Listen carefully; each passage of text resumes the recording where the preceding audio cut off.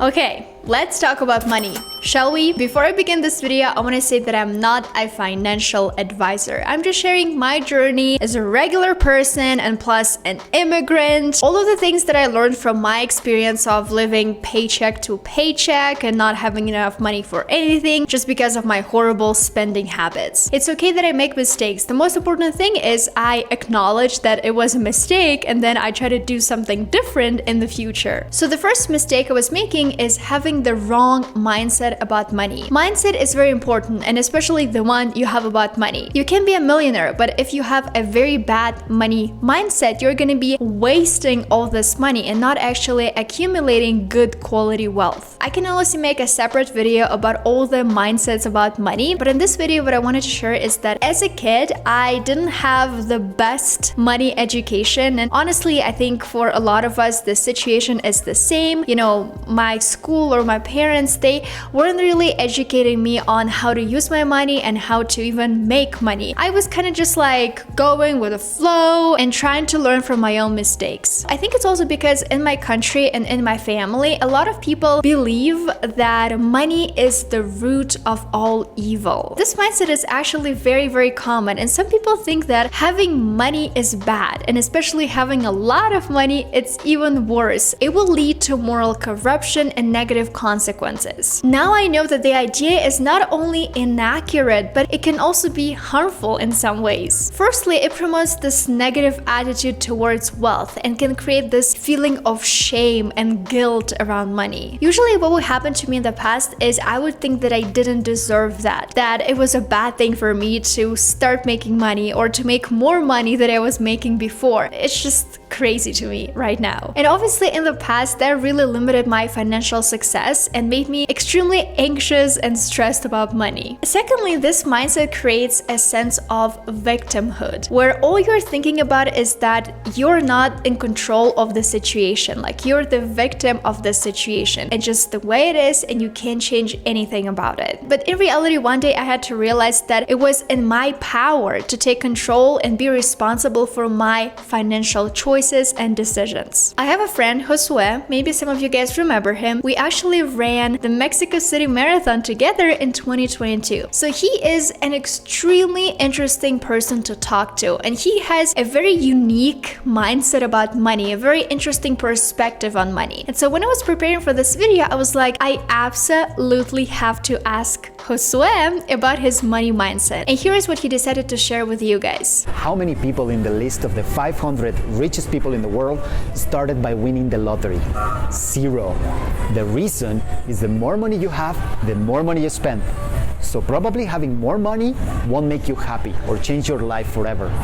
The thing that will change your life forever is to stop thinking of money the same way everyone does. Stop thinking of it as a prize or a reward and start thinking of it as chips in a board game. When you visit your friends and you all agree to play a board game, you're giving a few chips.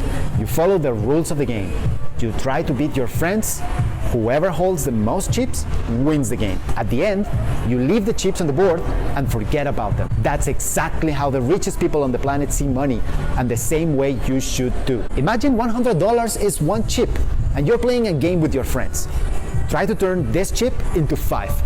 Think of a small business, maybe something in the dropshipping, e-commerce, or maybe teach a class online about something you know, just like Veronika does.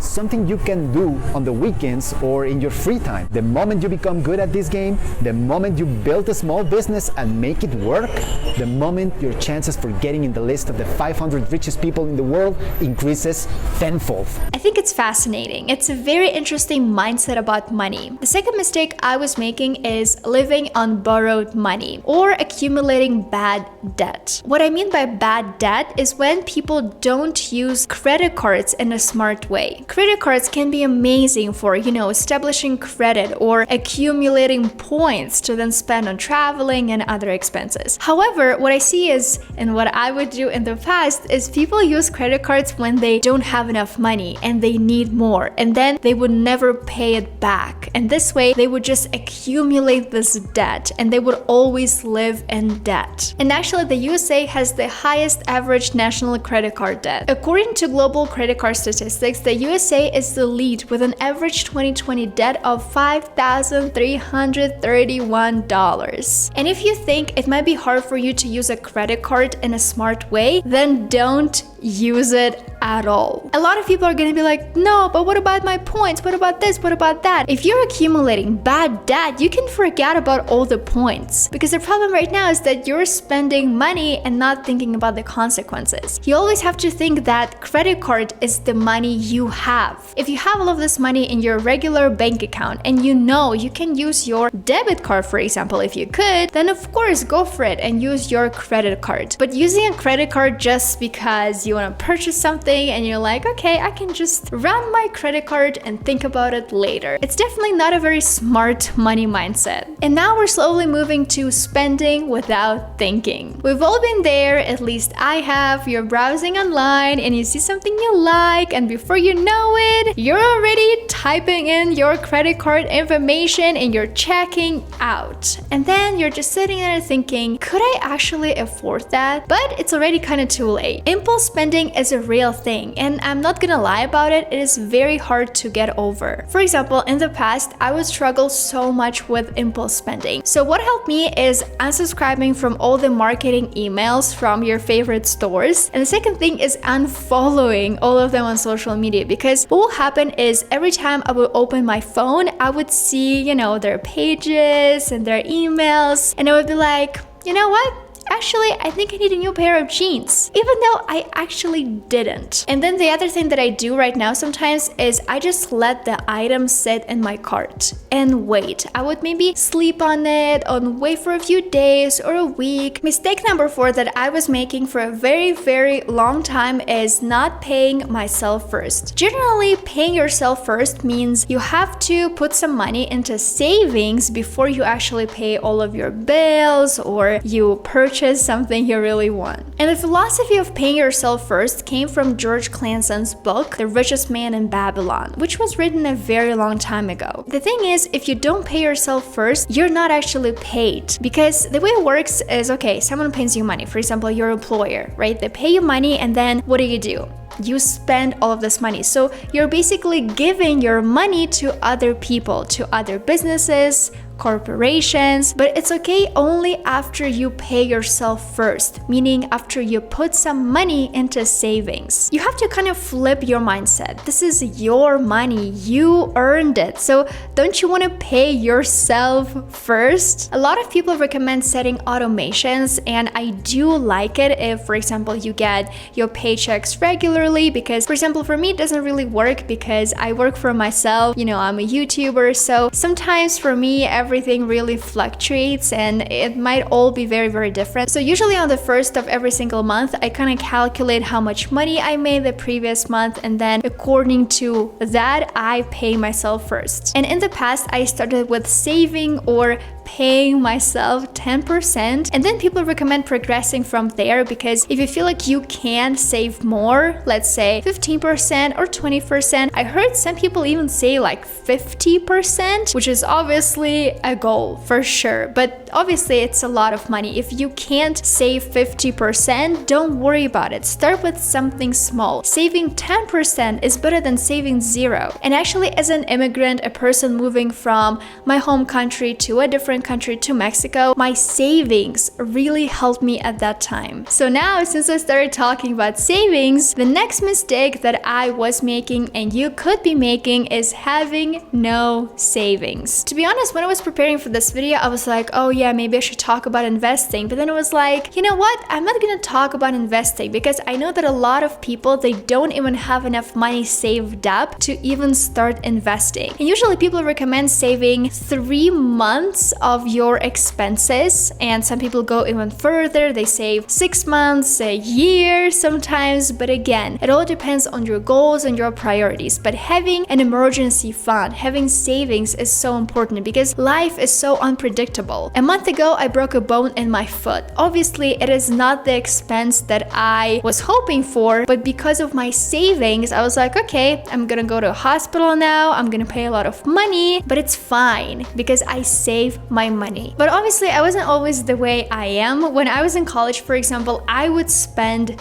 everything thing. There is also this mindset in a lot of countries that if you just let your money sit, it's a bad thing. You have to spend everything. You have to create this money flow. You spend everything and then you get more. You spend everything and then you get more. And obviously now being more financially educated, I'm like, this is just ridiculous to me. If you just spend all your money, it is a very unsafe situation for you, because what are you going to be doing in case of an emergency? The next mistake I was making is spending money on things I couldn't afford, or as people call it, lifestyle inflation. You start making more money and you start spending more money because you feel like, okay, maybe I could afford this nicer apartment, or maybe I could actually buy a house right now, or buy an apartment and buy this cool fancy car, or buy this luxury bag because I'm making more money now. But in reality, sometimes this mindset brings you to very negative consequences, because it turns out that you actually couldn't really afford that and now you're in debt. Of course, it's okay to treat yourself to buy something that you enjoy and love, but it's important to be wise about the things you can afford and the things you can't afford. Because actually something funny happened to me a few weeks ago, because I'm vegan, and because of that I don't buy leather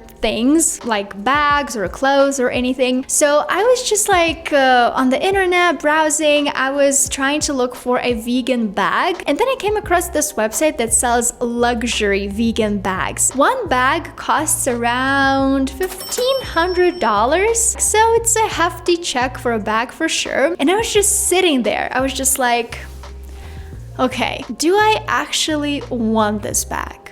Yes. Do I need this bag? No. Can I afford this bag?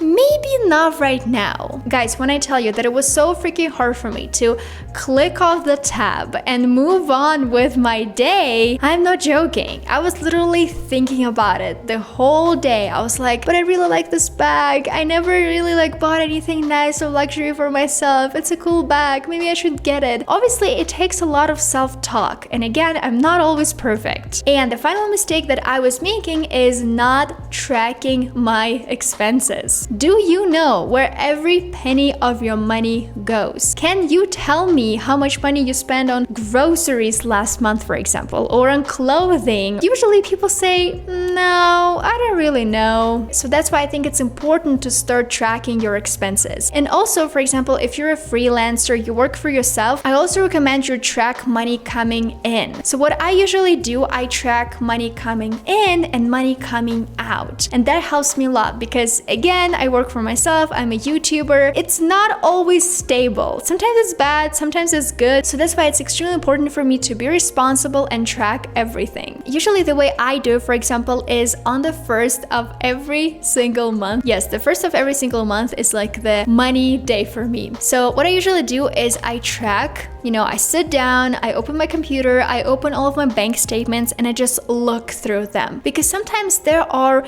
recurring subscriptions that I never use and I would like to cancel. And if you regularly look at your bank statements, the chances are you will see those subscriptions or weird payments, and you'll be like, okay, next month I don't want to pay for this, I'm canceling that, and I'm really cutting down on how much I'm spending. So yeah, these are all the mistakes that I was making in the past. Again, I'm not perfect. I'm still learning. I'm trying to be very smart about my finances. However, I know right now I am a lot better, so much better right now, because I know that this is something you have to talk about, think about, learn about. It's not something to be afraid of, right? This money is the root of all evil mindset. It's something you have to be educated about. So if you like this video, if you want to get more videos about finances from me, don't forget to give it a thumbs up and subscribe to my channel. And I'll see you in my next video.